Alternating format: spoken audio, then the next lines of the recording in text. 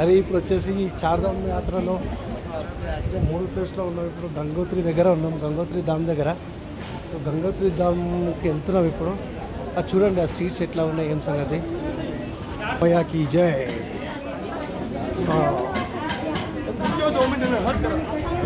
చిన్న చిన్న స్ట్రీట్స్ కానీ చార్ధామ్ అంటే చార్ధామే దేవభూమి, అంటే దేవభూమే. ప్రసాదాలు అవి ఇవి ఇక్కడ గంగా వాటర్ తీసుకోవడానికి క్యాన్స్ ఇట్లా అమ్ముతుంటారు.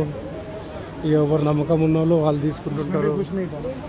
సో అది ఇగో గంగాదేవి చూడు ఎంత ఉద్ధృతంగా ప్రవర్తిస్తుంది, మస్తు ఉద్ధృతంగా ప్రవహిస్తుంది.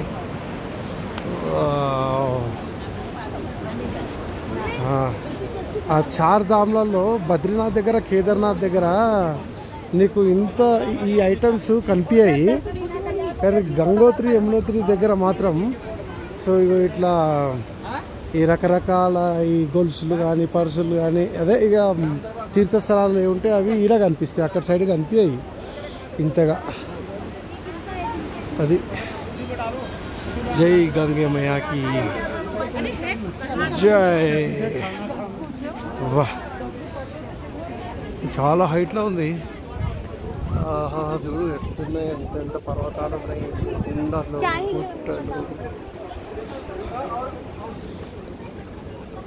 దేవుని మీద భక్తి. కానీ ఆక్సిజన్ లెవెల్ తక్కువ ఉంది ఇక్కడ. ఒక 100 మీటర్స్ కానీ అంటే వయసులు ఉన్న 100 మీటర్స్ వేస్తుంటే ఇక్కడ ఆక్సిజన్ కొంచెం తీసుకోవడానికి కొంచెం ఇబ్బంది ఉంది. గాలి వస్తుంది ఫుల్, కానీ ఆ గాలిలో ఆక్సిజన్ ఉండదు. చాలామంది ఏమనుకుంటారు అంటే గాలి కొట్టగానే మస్తు గాలి ఉంది కదా అనుకుంటారు, కానీ అందులో ఆక్సిజన్ ఉండదు.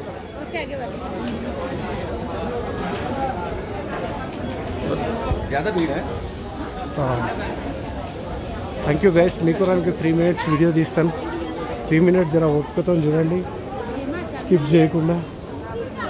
జై గంగామాతకి జై.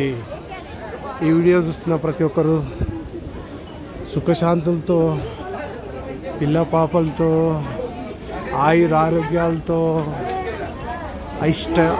ఐశ్వర్యాలతో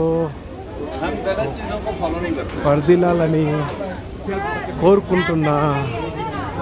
నాకు కూడా మీ బ్లెస్సింగ్స్ అలాగనే ఉండాలని కోరుకుంటున్నాను.